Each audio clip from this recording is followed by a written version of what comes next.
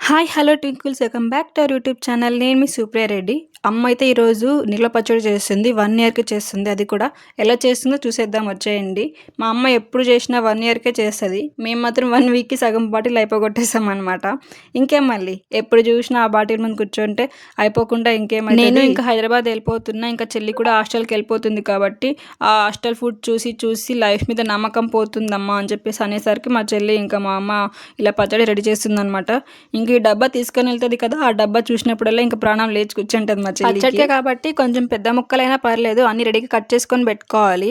ఈ రోజు నుంచి నేను డైట్ ప్లాన్ చేద్దాం అనుకున్నా. కానీ ఇప్పటి నుంచి అది అవ్వదమ్మా. ఎందుకంటే మా అమ్మ పచ్చడి చేస్తుంది కదా! ఆ డబ్బా చూసానంటే చాలు. ఈ రోజుదేముందిలే రేపటి నుంచి డైట్ ప్లాన్ చేసుకుందాం అని అనుకుంటా. ఆ డబ్బా చూసినప్పుడల్లా. నిల్వ పచ్చడి అంటే జస్ట్ పికిల్ మాత్రమే కాదు. అది అమ్మ ప్రేమ ఇంకా ఆయిల్‌లో నిలవపెట్టిన ఎమోషన్ అనమాట. లైఫ్‌లో అన్నీ టెంపరరీయే. కానీ అమ్మ పెట్టిన ఆ కబోర్డ్‌లో ఆ పచ్చడి డబ్బా మాత్రం ఎప్పుడు పర్మనెంట్. కిలో టమాటోస్‌కి 100 గ్రామ్స్ ఉప్పు, 100 గ్రామ్స్ కారం తీసుకున్నాము.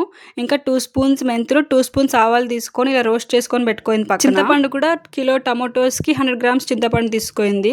ఇవన్నీ ఇంకా కొంచెం ఆయిల్ వేసి టమాటోస్ అన్ని బాగా ఫ్రై చేసుకోవాలి. మీకు తెలుసా మా ఇంట్లో అందరూ ఈ పచ్చడిని టైం మిషన్ అని పిలుస్తారు.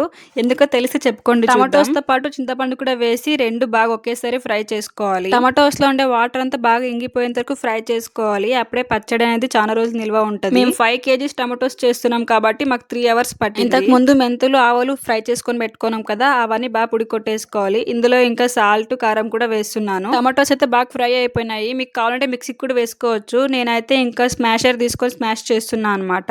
ఇంకా పొడి మొత్తం ఇందులో కలిపేసి బాగా మిక్స్ చేసుకోవాలి. కొంచెం ఒక 2 స్పూన్స్ అట్లా సాల్ట్ ముందే ఉండేటట్టు చూసుకోండి. సాల్ట్ ముందు ఉంటే త్వరగా పాడవదు అనమాట. పెట్టేసుకోవడమే.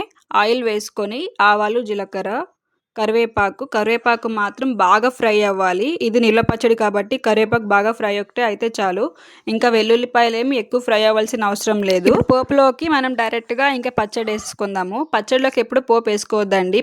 పోపులోకి పచ్చడి వేసుకోండి. పచ్చడి కూడా కొంచెం వేడి తగలాలి. అలాగైతేనే హాస్టల్లో ఉండే వాళ్ళకి ఒకటే కాదు బ్యాచిలర్స్కి కూడా ఈ పచ్చడి అనేది బాగా యూజ్ అవుతుంది. ఒకసారి ట్రై చేసి వేడి అన్నంలో కాసింత నెయ్యి వేసి ఇంకా ఈ పచ్చడి వేసి కలుపుకొని తింటే ఉంటుంది.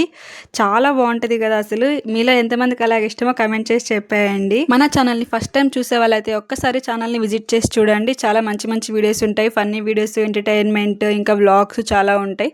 ఇష్టమైతే లైక్ చేయండి. సబ్స్క్రైబ్ కూడా చేసుకోండి. Thank you for watching.